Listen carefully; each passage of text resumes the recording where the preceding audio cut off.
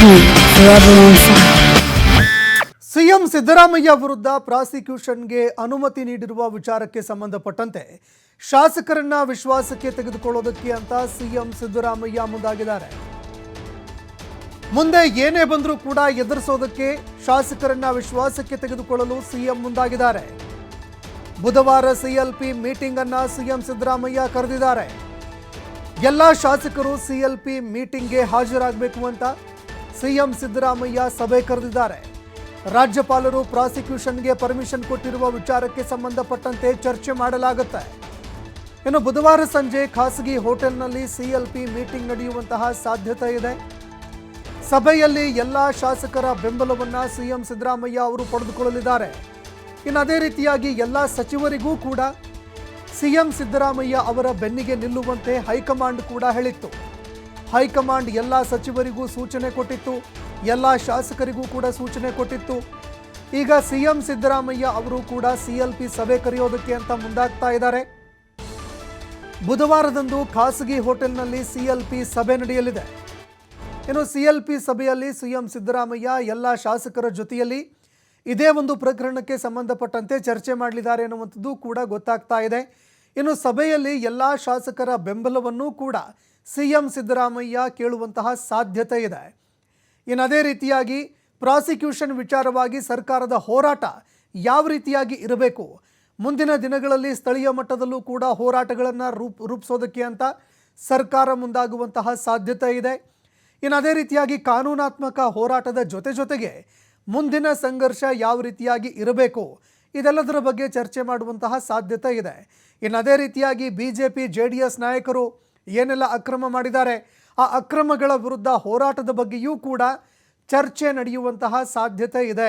ಇನ್ನು ಅದೇ ರೀತಿಯಾಗಿ ದೋಸ್ತಿ ನಾಯಕರ ಅಕ್ರಮಗಳೇನಿದ್ದಾವೆ ಆ ಅಕ್ರಮಗಳನ್ನು ಕೂಡ ತನಿಖೆಗೆ ನೀಡುವ ಬಗ್ಗೆ ಚರ್ಚೆಯಾಗುವಂತಹ ಸಾಧ್ಯತೆ ಇದೆ. ಇನ್ನು ಅದೇ ರೀತಿಯಾಗಿ ವಿಪಕ್ಷಗಳ ವಿರುದ್ಧ ಕೇಳಿಬಂದಿದ್ದಂತಹ ಅನೇಕ ಹಗರಣಗಳು ಈ ಹಿಂದೆಯೂ ಕೂಡ ಇದೇ ವಿಚಾರವನ್ನು ಹೇಳಿದರು. ಈಗ ಇದಕ್ಕೆ ಸಂಬಂಧಪಟ್ಟಂತೆ ಆಕ್ಷನ್ಗೆ ಬರುವಂತಹ ಸಾಧ್ಯತೆ ಇದೆ. ಈ ಬಗ್ಗೆ ಮತ್ತಷ್ಟು ಮಾಹಿತಿ ಕೊಡ್ತಾ ಹೋಗ್ತಾರೆ ಪ್ರತಿನಿಧಿ LN ಸ್ವಾಮಿ ನೇರ ಸಂಪರ್ಕದಲ್ಲಿ ಜಾಯ್ನ್ ಆಗಿದ್ದಾರೆ. LN ಸ್ವಾಮಿ, ಈ ಹಿಂದೆಯೂ ಕೂಡ ಇದೇ ಒಂದು ಬಿಜೆಪಿ JDSನ ಒಂದು ಅಕ್ರಮಗಳಿಗೆ ಸಂಬಂಧಪಟ್ಟಂತೆ ಎಚ್ಚರಿಕೆ ಕೂಡ ಕೊಟ್ಟಾಯಿತು. ಅದೇ ರೀತಿಯಾಗಿ ಮೈಸೂರಿನಲ್ಲಿ ಹಮ್ಮಿಕೊಂಡಿದ್ದಂತಹ ಅಹಿಂದ ಸಭೆಯಲ್ಲೂ ಕೂಡ ಈ ಮಾತನ್ನು ಸಿಎಂ ಅವರು ಪುನರುಚ್ಚಾರ ಮಾಡಿದರು. ಈಗ ಎಲ್ಲೋ ಒಂದೆಡೆಯಲ್ಲಿ ವಿಪಕ್ಷಗಳ ವಿರುದ್ಧ ಕ್ರಮ ಕೈಗೊಳ್ಳೋದಕ್ಕೆ ಅಂತ ಅಂದರೆ ಏನೆಲ್ಲ ಭ್ರಷ್ಟಾಚಾರಗಳಾಗಿತ್ತು ಅದೆಲ್ಲವನ್ನು ಬಯಲಿಗೆಳೆಯೋದಕ್ಕೆ, ಅದೇ ರೀತಿಯಾಗಿ ಎಲ್ಲ ಶಾಸಕರನ್ನ ವಿಶ್ವಾಸಕ್ಕೆ ತೆಗೆದುಕೊಳ್ಳೋದಕ್ಕೆ ಸಿಎಂ ಅವರು ಮುಂದಾಗ್ತಾ ಇದ್ದಾರಾ ಅಂತ?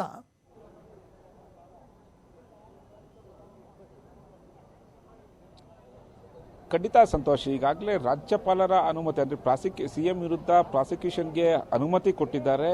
ಈ ಅನುಮತಿ ಕೊಟ್ಟ ಬೆನ್ನಲ್ಲೇ ಒಂದಿಷ್ಟು ಕಾನೂನು ಹೋರಾಟದ ಜೊತೆಗೆ ಅಂದರೆ ವಿಪಕ್ಷಗಳ ನಾಯಕರ ಆರೋಪಗಳಿಗೂ ಯಾವ ರೀತಿ ಒಂದು ಟಕ್ಕರ್ ಕೊಡಬೇಕು, ಯಾವ ರೀತಿ ಒಂದು ಅವರ ಮೇಲೆ ಇದ್ದಂತಹ ಪ್ರಕರಣಗಳಿಗೆ ಮತ್ತೆ ಓಪನ್ ಮಾಡಿಸಬೇಕು ಅನ್ನೋದು ಸದ್ಯ ಈಗ ಸರ್ಕಾರದ ಮುಂದೆ ಇರುವಂಥ ಒಂದು ಚಿಂತನೆ. ಹಾಗಾಗಿ ಈಗಾಗಲೇ ಸಾಕಷ್ಟು ಆರೋಪಗಳನ್ನು ಕೂಡ ಆಡಳಿತ ಪಕ್ಷದ ನಾಯಕರು ಮಾಡ್ತಾ ಇರೋಂಥದ್ದು. ಅಂದರೆ ರಾಜ್ಯಪಾಲರ ಅಧಿಕಾರವನ್ನ ಕೇಂದ್ರ ಸರ್ಕಾರದ ಮೂಲಕ ದುರ್ಬಳಕೆ ಮಾಡ್ಕೊಳ್ತಾ ಇದ್ದಾರೆ. ಇದು ರಾಜಕೀಯ ಷಡ್ಯಂತ್ರ. ಬಿಜೆಪಿಯೇತರ ಅಂದ್ರೆ ಕಾಂಗ್ರೆಸ್ ಸರ್ಕಾರಗಳು ಎಲ್ಲೆಲ್ಲಿದೆ, ಬಿಜೆಪಿಯೇತರ ಸರ್ಕಾರಗಳು ಯಾವ ರಾಜ್ಯದಲ್ಲಿದೆ ಅಂತಹ ರಾಜ್ಯಗಳಲ್ಲಿ ಸಿಎಂ ವಿರುದ್ಧ ಪ್ರಾಸಿಕ್ಯೂಷನ್ಗೆ ಅನುಮತಿ ಕೊಡಿಸಿ ಅಲ್ಲಿನ ಸರ್ಕಾರವನ್ನ ಅಸ್ತಿತ್ವಗೊಳಿಸುವಂತ ಒಂದು ಷಡ್ಯಂತ್ರವನ್ನ ಕೇಂದ್ರ ಸರ್ಕಾರದ ನಾಯಕರು ಮಾಡ್ತಾ ಇದ್ದಾರೆ. ಅದೇ ರೀತಿ ಇಲ್ಲಿ ಕೂಡ ರಾಜ್ಯದಲ್ಲೂ ಕೂಡ ಅದೇ ರೀತಿ ಒಂದು ಷಡ್ಯಂತ್ರವನ್ನ ಮಾಡ್ತಾ ಇದ್ದಾರೆ ಅನ್ನೋದು ಈಗಾಗಲೇ ಕಾಂಗ್ರೆಸ್ ನಾಯಕರು ಸಾಕಷ್ಟು ಆರೋಪಗಳನ್ನ ಕೇಂದ್ರ ಸರ್ಕಾರದ ವಿರುದ್ಧ ಹಾಗೂ ರಾಜ್ಯಪಾಲರ ನಿರ್ಣಯ ಪ್ರಾಸಿಕ್ಯೂಷನ್ ಏನು ಅನುಮತಿ ಕೊಟ್ಟರು ಆ ನಿರ್ಣಯ ವಿರುದ್ಧ ಕೂಡ ಸಾಕಷ್ಟು ಒಂದು ಆಕ್ರೋಶವನ್ನ ವ್ಯಕ್ತಪಡಿಸ್ತಾ ಇರುವಂಥದ್ದು. ಈ ಬೆನ್ನಲ್ಲೇ ಸಾಕಷ್ಟು ಪ್ರತಿಭಟನೆಗಳು ಕೂಡ ನಡೆಸೋದಕ್ಕೆ ಈಗಾಗಲೇ ಸರ್ಕಾರದ ನಾಯಕರೇ ಕೂಡ ತಯಾರಾಗ್ತಾ ಇದ್ದಾರೆ. ಸರ್ಕಾರದ ನಾಯಕರು ಕೂಡ ಹೇಳಿಕೆ ಕೊಡ್ತಾ ಇದ್ದಾರೆ. ಅಂದರೆ ರಾಜಕೀಯ ಷಡ್ಯಂತ್ರದಿಂದ ಈ ರೀತಿ ಒಂದು ಕೆಲಸ ಮಾಡ್ತಾ ಇದ್ದಾರೆ. ಹಾಗಾಗಿ ಸಿಎಂ ವಿರುದ್ಧ ಮೂಢ ಹಗರಣಕ್ಕೆ ಸಂಬಂಧಪಟ್ಟಂತೆ ಸಿಎಂ ವಿರುದ್ಧ ಪ್ರಾಸಿಕ್ಯೂಷನ್ಗೆ ರಾಜ್ಯಪಾಲರಿಂದ ಅನುಮತಿ ಕೊಡಿಸಿದ್ದಾರೆ ಎಂಬ ಆರೋಪವನ್ನ ಸರ್ಕಾರದ ನಾಯಕರು ಮಾಡ್ತಾ ಇರುವಂಥದ್ದು. ಹಾಗಾಗಿ ಬುಧವಾರ ಸಿಎಲ್ಪಿ ಕಾಂಗ್ರೆಸ್ ಶಾಸಕಾಂಗ ಸಭೆಯ ಒಂದು ಸಭೆಯನ್ನು ಕೂಡ ಸಿಎಂ ಸಿದ್ದರಾಮಯ್ಯ ನೇತೃತ್ವದಲ್ಲಿ ಕರೆದಿರುವಂಥದ್ದು. ಅಲ್ಲಿ ಇನ್ನಷ್ಟು ಶಾಸಕರ ಜೊತೆ ಒಂದು ವಿಶ್ವಾಸ ಹಾಗೂ ಸಚಿವರ ಜೊತೆ ಒಂದು ಚರ್ಚೆ ಮಾಡಿ ಸಲಹೆ ಸೂಚನೆಗಳನ್ನು ಪಡೆದು ಮುಂದೆ ಯಾವ ರೀತಿ ಒಂದು ಹೋರಾಟ ಮಾಡಬೇಕು, ಜೊತೆಗೆ ಈಗೇನು ಪ್ರಾಸಿಕ್ಯೂಷನ್ಗೆ ಅನುಮತಿ ಕೊಟ್ಟ ಬೆನ್ನಲ್ಲೇ ವಿಪಕ್ಷಗಳ ನಾಯಕರು ಏನು ಆರೋಪ ಮಾಡ್ತಾ ಇದ್ದಾರೆ, ಅಂದರೆ CM ನೈತಿಕ ಹೊಣೆ ಹೊತ್ತು ರಾಜೀನಾಮೆ ಕೊಡಬೇಕು ಎಂಬ ಒತ್ತಡವನ್ನು ಹಾಕ್ತಾ ಇದ್ದಾರೆ, ಮತ್ತೆ ಈ ಸಂಬಂಧಪಟ್ಟ ಮತ್ತೆ ಹೇಳಿಕೆಗಳನ್ನು ಕೊಡ್ತಾ ಇದ್ದಾರೆ. ಇದಕ್ಕೆ ಯಾವ ರೀತಿ ಒಂದು ರೀತಿ ಟಕ್ಕರ್ ಕೊಡಬೇಕು, ತಿರುಗೇಟು ಕೊಡಬೇಕು ಅನ್ನೋ ಚರ್ಚೆಯನ್ನು ಕೂಡ ಸಚಿವರು ಹಾಗೂ ಶಾಸಕರ ಜೊತೆ ಮಾತಾಡೋ ಸಾಧ್ಯತೆಗಳು ಕೂಡ ಇದೆ. ಯಾಕೆಂದರೆ ಆರೋಪಗಳ ಬಂದ ಬೆನ್ನಲ್ಲೇ ಅವಕ್ಕೆ ಯಾವ ರೀತಿ ಒಂದು ಟಕ್ಕರ್ ಕೊಡಬೇಕು, ಯಾವ ರೀತಿ ತಿರುಗೇಟು ಕೊಡಬೇಕು, ಸರ್ಕಾರವನ್ನು ಯಾವ ರೀತಿ ಒಂದು ಸಮರ್ಥನೆ ಮಾಡಿಕೊಳ್ಬೇಕು ಅನ್ನೋದು ಕೂಡ ಈಗಾಗಲೇ CM ಸೇರಿದಂತೆ DCM DK ಶಿವಕುಮಾರ್ ಕೂಡ ತಮ್ಮ ಆಪ್ತ ಸಚಿವರಿಗೂ ಹಾಗೂ ಶಾಸಕರಿಗೂ ಸೂಚನೆ ಕೊಟ್ಟಿರುವಂಥದ್ದು. ಹಾಗಾಗಿ ವಿಪಕ್ಷಗಳ ಹೇಳಿಕೆ ಹಾಗೂ ರಾಜ್ಯಪಾಲರ ಒಂದು ಪ್ರಾಸಿಕ್ಯೂಷನ್ಗೆ ಅನುಮತಿಗೆ ಸಂಬಂಧಪಟ್ಟಂತೆ ಯಾವ ರೀತಿ ಮುಂದಿನ ದಿನಗಳಲ್ಲಿ ಹೋರಾಟ ಮಾಡಬೇಕು, ಜೊತೆಗೆ ಈಗಾಗಲೇ ಕಾನೂನು ತಜ್ಞರ ಅಭಿಪ್ರಾಯವನ್ನು ಕೂಡ ಪಡಿತಾ ಇದ್ದಾರೆ, ಒಂದಿಷ್ಟು ಕಾನೂನು ಸಲಹೆಗಳನ್ನು ಕೂಡ ಪಡೆದಿದ್ದಾರೆ. ಹಾಗಾಗಿ ನಾಳೆ ಹೈಕೋರ್ಟ್ ಮೆಟ್ಟಿಲೇರುವ ಸಾಧ್ಯತೆಗಳು ಹೆಚ್ಚಾಗಿದೆ, ಸಿದ್ಧತೆಗಳು ಕೂಡ ಆಗ್ತಾ ಇದೆ. ಆದರೆ ಇದು ಒಂದು ಕಡೆ ಕಾನೂನಾತ್ಮಕ ಹೋರಾಟ ಆದರೆ, ಮತ್ತೊಂದು ಕಡೆ ವಿಪಕ್ಷಗಳ ಆರೋಪ ಹಾಗೂ ಕೇಂದ್ರ ಸರ್ಕಾರದ ವಿರುದ್ಧ ಯಾವ ರೀತಿ ಹೋರಾಟ ಮಾಡಬೇಕು ಅನ್ನೋ ಪ್ಲಾನ್ ಅನ್ನ ಸಿದ್ಧತೆಗಳನ್ನ ಮಾಡ್ಕೊಳ್ಳೋದಕ್ಕೆ CLP ಮೀಟಿಂಗ್ ಅನ್ನ ಕರೆದಿರುವಂತದ್ದು.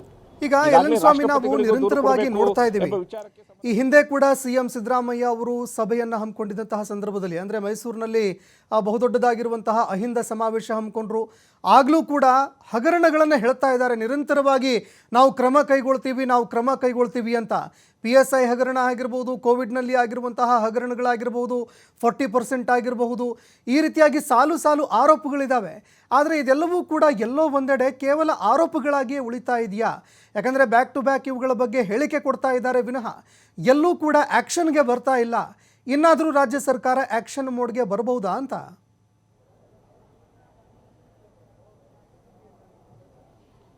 ಸಂತೋಷ್, ಈ ವಿಚಾರಕ್ಕೆ ಈಗಾಗಲೇ ಚಟಾಪಟಿ ಕೂಡ ಶುರುವಾಗಿದೆ. ಅಂದರೆ ಯಾವಾಗ ಮೂಢ ಹಗರಣ ಸಂಬಂಧಪಟ್ಟಂತೆ ಹೆಚ್ಚಿನ ಚರ್ಚೆ ಆಗ್ತಾ ಇತ್ತು, ಮೂಢ ಹಗರಣಕ್ಕೆ ಸಂಬಂಧಪಟ್ಟಂತೆ ರಾಜ್ಯಪಾಲರ ಒಂದು ಅಂಗಳಕ್ಕೆ ಹೋಗಿತ್ತು, ಆಗ್ಲಿಂದಲೇ ಈ ವಿಚಾರಗಳು ಅಂದರೆ ಏನು ಕೆಸರಂತಲೇ ಹೇಳ್ಬೋದು. ಒಂದು ಕಡೆ ವಿಪಕ್ಷಗಳ ನಾಯಕರ ವಿರುದ್ಧ ಆಡಳಿತ ಪಕ್ಷದ ನಾಯಕರು ಆರೋಪ ಮಾಡ್ತಾ ಇದ್ರು, ಮತ್ತೊಂದು ಕಡೆ ವಿಪಕ್ಷದ ನಾಯಕರು ಸಮರ್ಥವಾಗಿ ಸಮರ್ಥನೆಯನ್ನ ಮಾಡ್ಕೊಳ್ತಾ ಇದ್ರು. ಅಂದರೆ ಈಗ ಸರ್ಕಾರ ನಮ್ಮ ಮೇಲೆ ಆರೋಪ ಮಾಡ್ತಾ ಇದೆ, ಆ ಸರ್ಕಾರ ಅವರ ಬಳಿ ಇದೆ, ಹಾಗಾದ್ರೆ ತನಿಖೆಗೆ ಕೊಡ್ಲಿ, ನಾವು ರೆಡಿ ಇದ್ದೇವೆ, ಯಾವ ತನಿಖೆ ಬೇಕಾದರೂ ನಾವು ಎದುರಿಸೋದಕ್ಕೆ ಸಿದ್ಧ ಎಂಬ ಸವಾಲನ್ನು ಕೂಡ ಹಾಕ್ತಾ ಇರುವಂಥದ್ದು.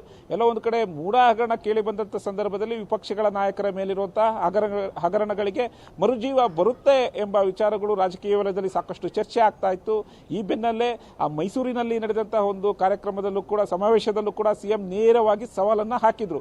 ಅಂದ್ರೆ ಈ ಹಿಂದೆ ಬಿಟ್ಕಾಯಿನ್ ಹಗರಣ ಆಗ್ಬೋದು, PSI ಹಗರಣ ಆಗ್ಬೋದು, ಅಥವಾ ಕೆಂಪನವರು ಮಾಡಿದಂತಹ 40% ಹಗರಣ ಆಗ್ಬೋದು, ಎಲ್ಲವನ್ನೂ ಕೂಡ ನಾವು ಬಿಚ್ಚಿಡ್ತೇವೆ, ನಾವು ಕೂಡ ರಾಜ್ಯದ ಜನದ ಮುಂದೆ ಹೋಗ್ತೀವಿ ಎಂಬ ನೇರ ಸವಾಲನ್ನ ಹಾಕಿದ್ರು. ಹಾಗೆ ವಿಪಕ್ಷಗಳ ನಾಯಕರು ಇದನ್ನ ಸವಾಲನ್ನ ಸ್ವೀಕರಿಸಿದ್ದಾರೆ. ಅಂದ್ರೆ ಸರ್ಕಾರ ನಿಮ್ಮ ಬಳಿ ಇದೆ, ನೀವು ತನಿಖೆ ಮಾಡಿದ್ರೆ ನಾವು ಕೂಡ ಸಿದ್ಧವಿದ್ದೇವೆ ಅಂತ ಎಂಬ ತಿರುಗೇಟನ್ನು ಕೊಟ್ಟಿದ್ದಾರೆ. ಹಾಗಾಗಿ ಈ ಆರೋಪ ಪ್ರತ್ಯಾರೋಪಗಳು ಯಾವ ಮಟ್ಟಕ್ಕೆ ಹೋಗುತ್ತೆ, ಸರ್ಕಾರ ಮತ್ತೆ ವಿಪಕ್ಷಗಳ ನಾಯಕರ ಮೇಲಿರುವಂತಹ ಹಗರಣಗಳನ್ನ ರಿಓಪನ್ ಮಾಡುತ್ತಾ ಅನ್ನೋದು ಕೂಡ ಸಾಕಷ್ಟು ಕುತೂಹಲ ಮೂಡಿಸಿರುವಂತದ್ದು. ಸಂತೋಷ್, ಧನ್ಯವಾದಗಳು LN ಸ್ವಾಮಿ ನಿಮ್ಮೆಲ್ಲ ಮಾಹಿತಿಗೆ.